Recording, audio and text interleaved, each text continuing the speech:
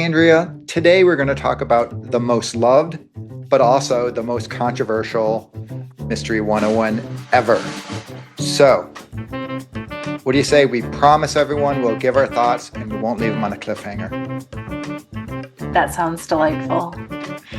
Very good. Well, this is Eric. This is Andrea. And this is Hallmark Mysteries and more. Well, before we get going on it, one thing there's two things I want to talk about. Some news that's out. And probably people who follow Hallmark are seeing Providence. And you and I have been fortunate enough where Hallmark has sent us a screener so we get to see the 3-part series.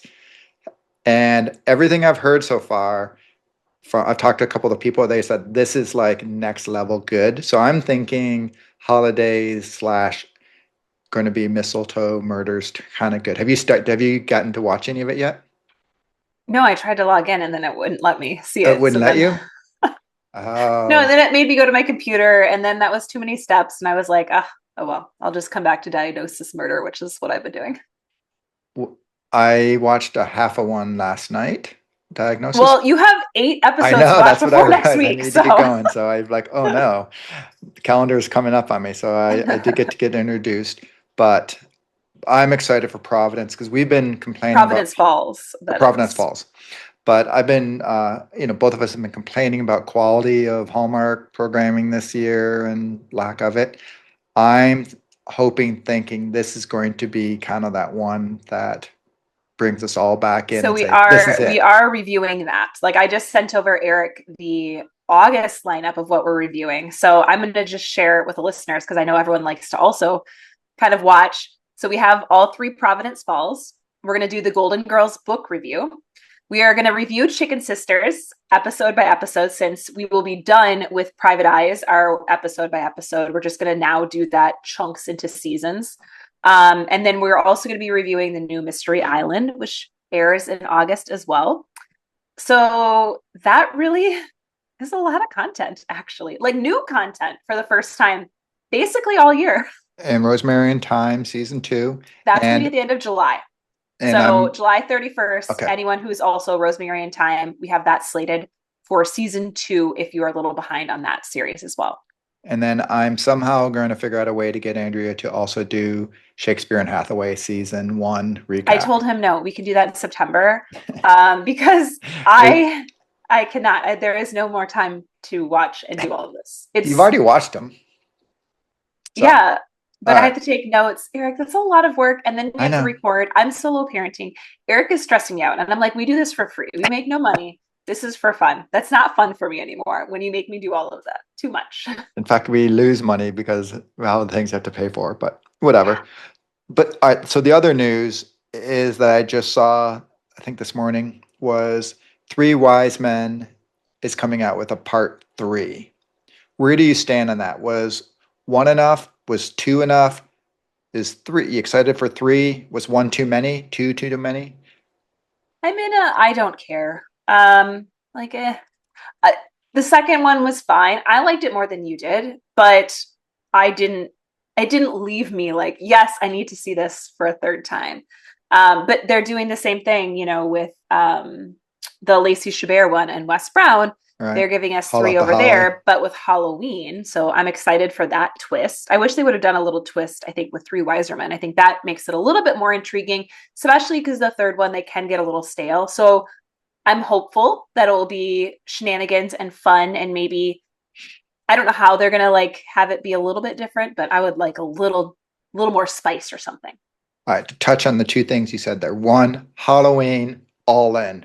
I would not have been about a haul out the Halloween 3, but bring it into Halloween, all in, best holiday of the year. I mean, we'll have to review that one too, for sure. Absolutely. And then 2, like you said, what are they going to do to be fresh? The promo thing I saw showed them doing that dance again. I've seen the dance. Don't just give me the same thing repackaged. That's what I fear. It's going to be all the same gags. Let's just do it again in a little different plot, but essentially give us exactly the same movie. So I don't know. Yeah. What we do know is we have a mystery to talk about. The last one for Mystery 101. So Deadly History. I actually was surprised this was the last one. The synopsis: Amy and Travis travel to New York to investigate after Amy's uncle goes missing, and the initial clues make them fear the worst. So I kind of had forgotten about, I remembered as soon as I turned it on, I'm like, oh, this was the last movie. You kind of forget about the actual movie because you're just like, like the last 2 minutes, you're just stuck on that point. And so the actual movie itself, I'm like, oh, it's good, but it's not my favorite in the series. So I give it a 4 out of 5. I enjoyed it. I think the chemistry again was good between Travis and Amy. I think they start integrating others, like finishing each other's sentences. Like they really kind of take that to the next level in this one. So they truly feel like that working duo where you're like, oh yeah, they get each other. They are just boom, boom, boom.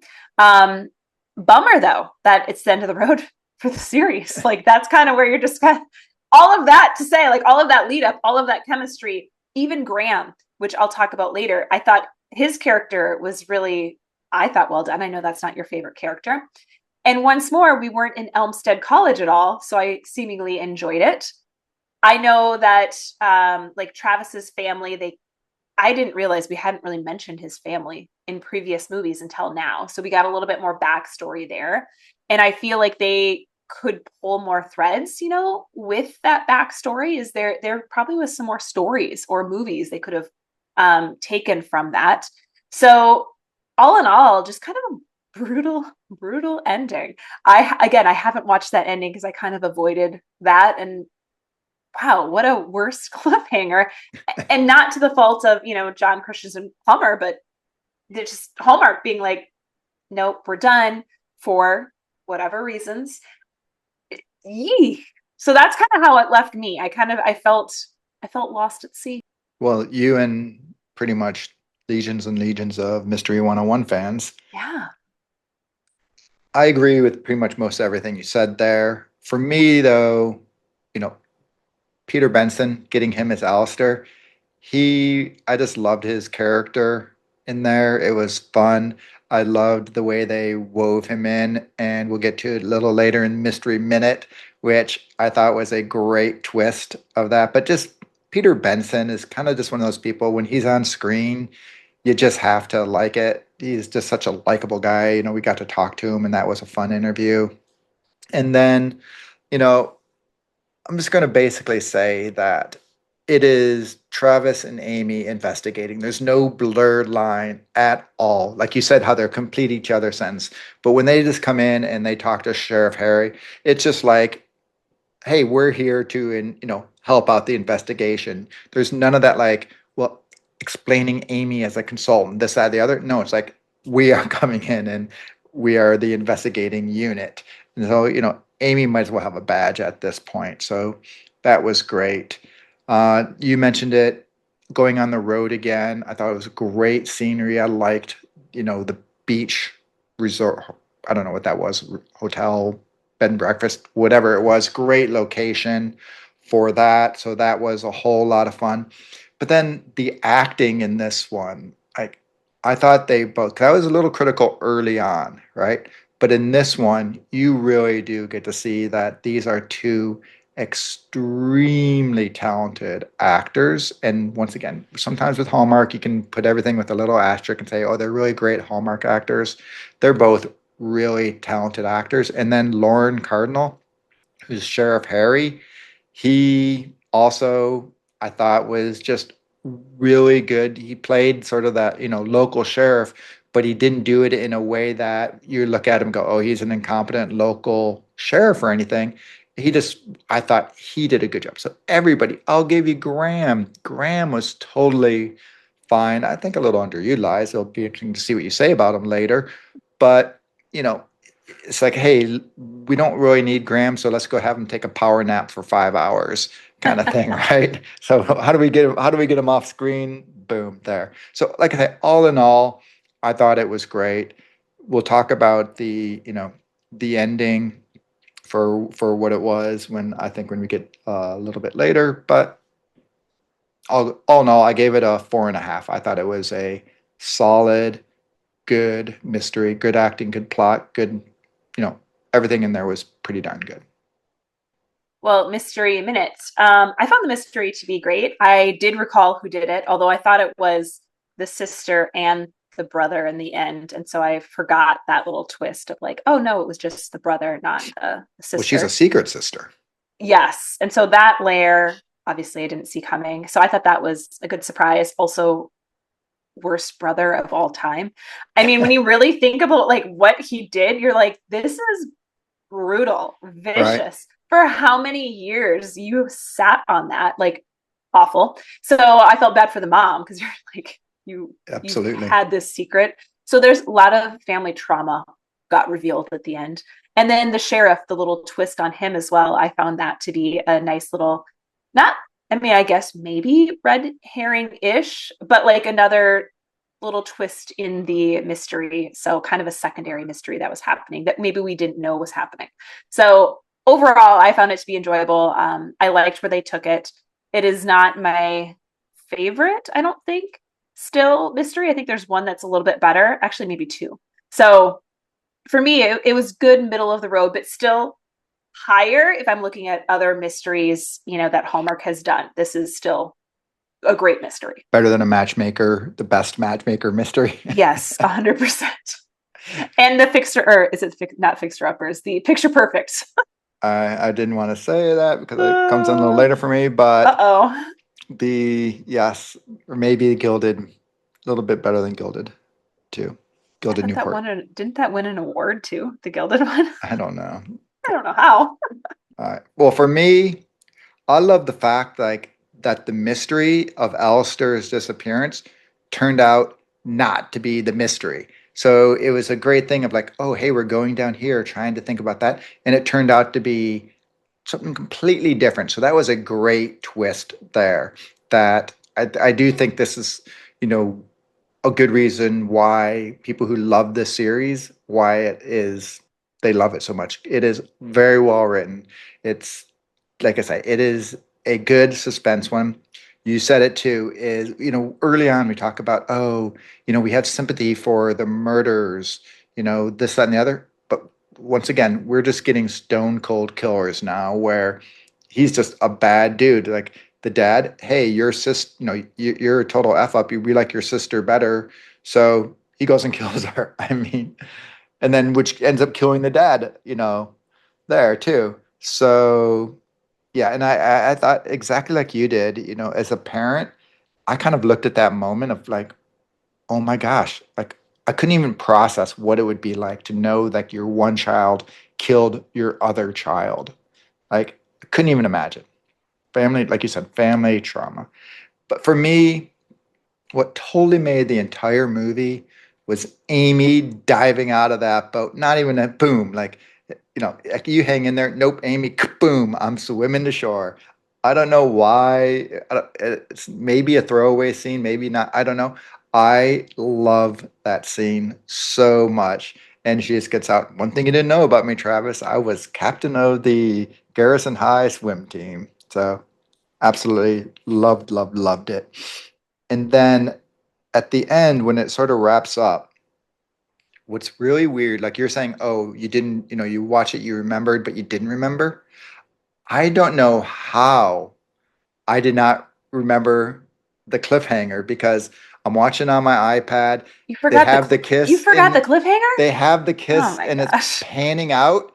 And I literally was going about to hit the screen to stop when it cuts 6 months later. And I'm like, This is why oh, everyone I doesn't like know this. How you forget that, Eric? how I forgot the most talked I about thing know. in all Hallmark mystery Oh universe. my gosh.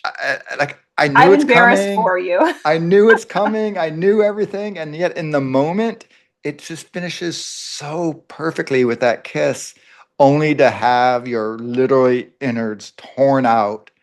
Now, for everyone, you can go ahead and you can watch our interview or listen to our interview with John Christian Plummer, where he takes us through what episode 8 was, and you'll know the happy endings that are to be. But in the moment, it is a thing where it's just so perfect, so we feel so good just to have it ripped out, and then essentially never concluded for everyone but Hallmark Mysteries and More listeners. Well, romance roundup. Again, smoke and chemistry. There was a scene where Travis like pushed back, like Amy's like, "Oh, you got a little something right here in her hair." And it was just like such a sweet moment. It seemed ad-libbed, like it seemed like, Kristoffer Polaha just kind of did that. But I mean, again, these little moments that I think Jill and Chris like added to the movie are what makes their chemistry so good. Is why people love this series, like those little simple things that actors, when they're really, really good, can go above and beyond and really bring people in. And again, it can be just a little throwaway scene, but something that I was like, oh, that's sweet. That is something that's what you would see a normal couple in that Right. stage of a relationship do. So again, the ending, like I can see why it leaves you out to dry if you're a Mystery 101 fan, but knowing, oh, this is a dream scene and this is, that's what the intention was. I'm totally spoiling it in case you haven't listened to that interview, but go ahead and listen to the interview. Like, oh, it was actually a dream. That I think that's a great twist. That's a great way to open up the next movie. So it leaves you, okay, we're kind of like anxious. What's going to happen? Oh, it was all just a dream. Okay, they're still together. And that kind of puts you like, oh, that's fine.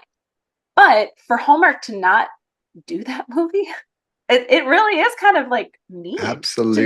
have that just, hey, here's the intent, or even just do I don't know, a quick like 30 minutes of like something, a Facebook Live, I don't know, something to kind of resolve this to let everyone know here's what the intention was.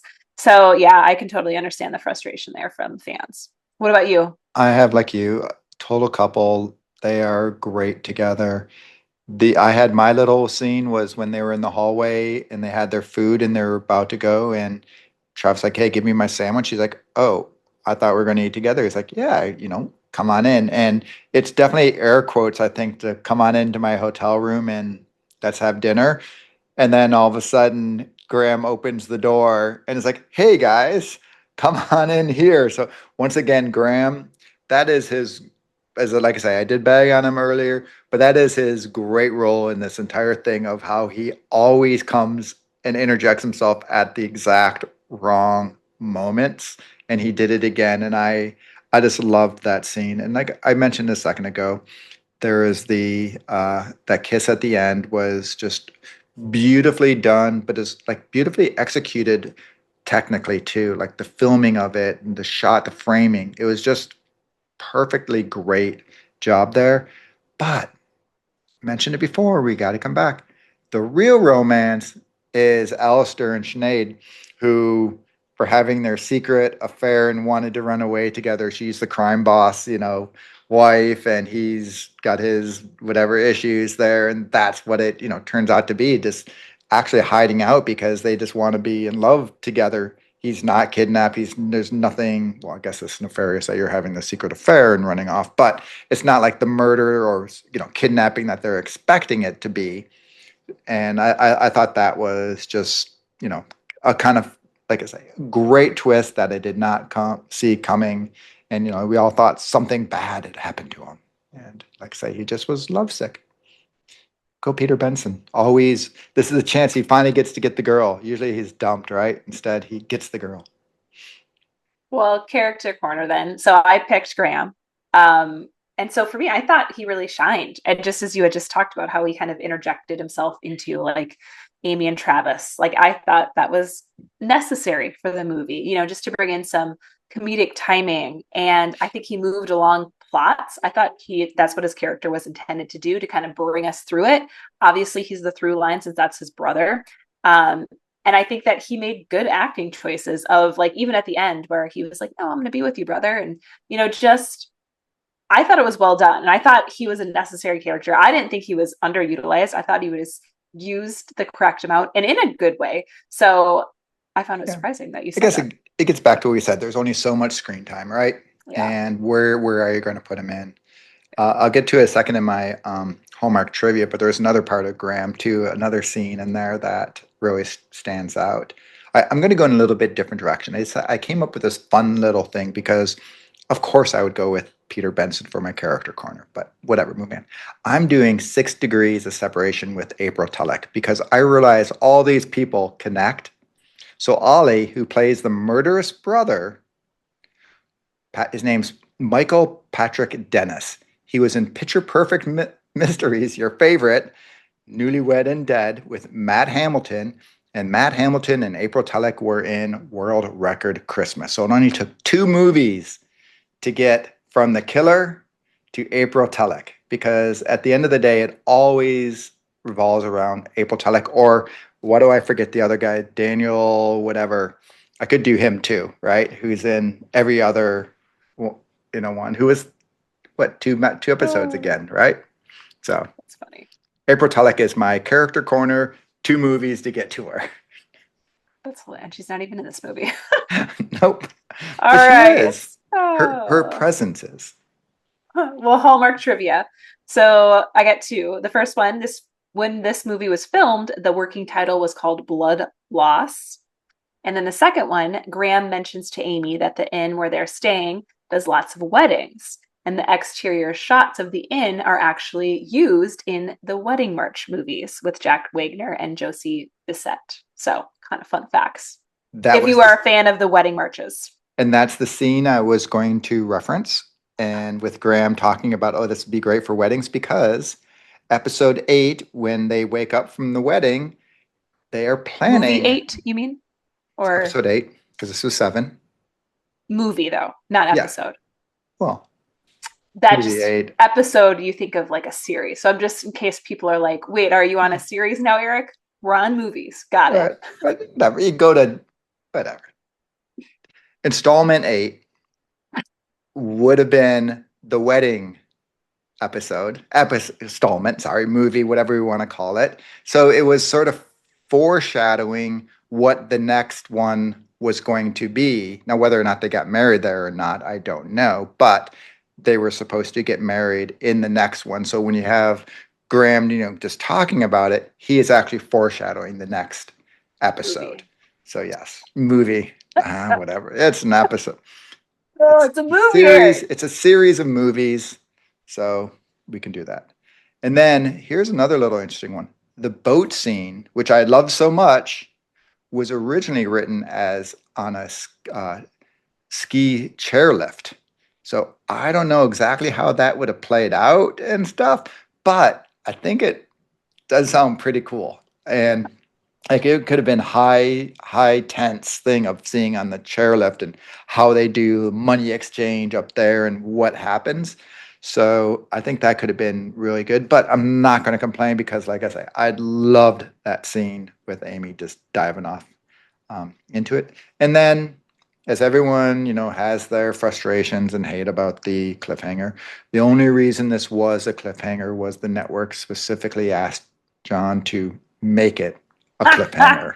The So he didn't. irony. He The did not irony. intend to do it. It was not his goal to set out to Oh, do it. He was asked, "Hey, we did him, on a much lower scale previously, and it went well. Let's up the ante." I don't think anyone, at that time ever anticipated it wasn't going to happen, right? And that's funny. things happen. They won't make that mistake again. Well, Hallmark Or and they Chill. did. They did. Color Murder. I I'm don't. still waiting on this picture. Well, for me, like a one-off movie like that, Okay. I'm not as much But why end it on that if you're not going to do the next one? They could have I just don't know. ended it, right? They didn't have to Eric, we show have those a lot of pictures. questions. I don't know. Now here I am all stressed out. Well, I'm going to unstress you then. Okay. Here's my Hallmark and Chill. I actually just watched Let's this. chill. Add this Yes. to your diagnosis murder recommendation. It is from season 3, episode 1. Wait. Diagnosis Murder, not Murder She Wrote? I had a murder she wrote, but then as we were talking about the actual mystery, I'm like, I just watched this episode. So this is like to the Oh, T wow. what I've this just movie was I about. got to adjust myself. Okay. Ashley York murders her wealthy father and manipulates it to appear as a suicide. So this young 17-year-old actually also potentially killed her sister as well when she was little. And then she ends up killing her father and then tries to have the mother be blamed. It's a hot mess of an episode. I mean, of a young Right. character. The actress that plays her, phenomenal. Like she is the most terrifying young villain. It is worth a watch because her eyes, and this is also where I'm going to talk about it next week when we talk about Diagnosis Murder, but the show takes a turn, I think, for the better in some areas and for the worse in others. But her choices, she never looks at people. Like she never directly looks at them. And so it's kind of freaky, and you're kind of like, why do I dislike this person? Why do I not trust her? And it's the acting choices that she's making. So I should look up what her name is because she was phenomenal in this episode and truly a terrifying young female. Let me tell you that. I have a real life story that goes off that I'll have to tell you off air. Oh gosh. Yes. Well, and there's also swimming involved because she is a diver. And so they're at a pool too. So we got water. So this is very similar as we were talking about the villain. I'm like, what let me season? scratch my murder she wrote. It's season 3, episode 1. It's the first one. So it's again, Is Cabello still in it at this point? Nope. Okay, so this is because my understanding is he left the series when they moved to Canada. So this was filmed up in Canada. So there's a chance I'll be able to get to April Tulloch. That is not what actually happened. Supposedly he wanted larger roles, but Dick Van Dyke obviously was the star. And so he was mad that his character didn't get as much screen time, which 100% makes sense. Same reason why he doesn't deserve it. It's the same reason why in Murder, She Wrote, Amos Tupper. Thomas Bosley? Yes, why Tom Bosley left, because he got a leading role and didn't want to play the secondary. And neither one of them fared well when they left their hit shows of Diagnosis Murder and Murder, She Wrote. So all the Happy Days characters, huh? Oh, I didn't. Yeah, see, I never watched Happy Days. Oh, that's funny. Yeah. The main guy in Happy Days is in an episode of Diagnosis Murder too. What was his name? Ron Howard? No. Fonzie? Maybe another one. Yeah, that. Henry Winkler. Yes, maybe. Most Wonderful Time of no, it's not him then. It's another one. It's another character from Happy Days because they referenced that in the episode. Again, didn't see Happy Days, so it meant nothing to me. Kids. All right, well, I'm going to go over to Acorn. We're going back to England where I like to go. And this isn't cozy. So I have to just preface to say it's not cozy. It's called The One That Got Away. And it has Ellen Reese in it, she is Miranda in the Mallorca Files, which is cozy. And I desperately am trying to get her on the podcast. But this one is a full out crime drama. And it's really good. But she gets called back to help solve a serial killer who seems to be like, was it solved? But she gets called back and she has to be partnered with her ex who, whatever, she left because of cheating. And there's all sorts of clandestine romance in this one. So from that aspect, that's why I'm saying it. But it's definitely, I don't want to fool anyone. It is not cozy. It's good, but it's not cozy. And because you don't think I can handle I was just going to say, so Eric is bringing out the A game this week. Non-cozy. You don't think I can handle a grit, but. Oh, well, speaking of grit then, next week we are doing our Diagnosis Murder. And I'm just going to do a quick rundown of the 8 episodes again for everyone. And we're also going to review the last Private Eyes from season 1. So we'll do the episode 10. So here are the 8 episodes we're going to review next week, because I know people are trying to watch them as well. Season 1, episode 11, Flashdance with Death. Now, the titles of these are correct, depending on where you're watching, because I did have some people DM me and say the seasons, what I said, didn't always match up, depending on where they're watching. So the title, make sure you look for the title, and it's going to be around the episode I mentioned. Season 2, episode 11, Death by Extermination.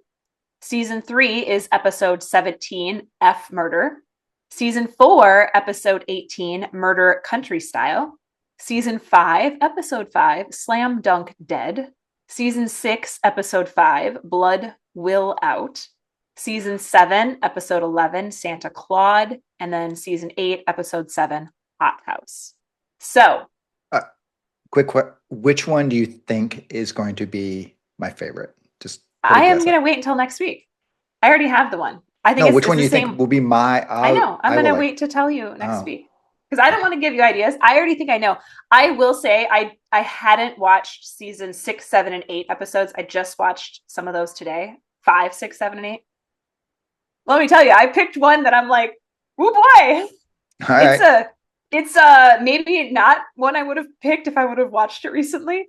It's kind of a grittier diagnosis murder. That's me, So gritty. a little scary. So Eric, get ready for season 6, episode 5. You might get a little scared. Don't watch that at night. All right. Well, before we go, what do you say we just do a quick ranking of the 7 movies / episodes of Mystery 101? So start at. I was just pulling up the list so I can make sure I'm doing this on the fly. So We'll start at 7. great, you go first. I have Playing Dead, which I think was the second, if I'm not mistaken. Great. I think mine is the pilot, Mystery 101. That is my 6, is the pilot, Mystery 101. And then my 6, I think it's Words Can Kill. Well, you're just like leading me on because my next one is, I lied. My actual next one is Dead Talk. Oh. So then we're on 5. My 5th would be, mine is probably Dead Talk. Okay. For 5. Now I have Now I have Words Can Kill. My 4th would be Playing Dead. Okay, so we have the same bottom 4 there, just maybe a little bit different order. We'll have the same top 3. And for me, the next 3 that we clearly both have in our top 3 are like significantly, there's a gap, right? Because these next 3. Mine aren't. I liked Playing Dead a lot, so. For me, these next 3 are all like really good, really good. All right. Well, what's your 3? My number 3 is Deadly History that we just talked about. Mine too. Deadly History is my 3rd. And then we got to be Steve Basic with An Education in Murder. Same with me. And then our top is Killer Timing, which we already reviewed, like a year ago. So that, yeah. And it has I forget who guest stars in that one. Oh my gosh. Dick Van Dyke. Erin Cahill, who we have an interview with. And Andrea warned me, she's like, you got to be able to handle it. And I will say it was a struggle, Erin Cahill. So look for that interview coming up. Actually, Andrea, on that note, what do you say I get to watching some Diagnosis Murder? I hope you enjoy it. It's one of my faves. Bye. This podcast was created by fans for fans and is not affiliated with or sponsored by Hallmark or the Hallmark channel.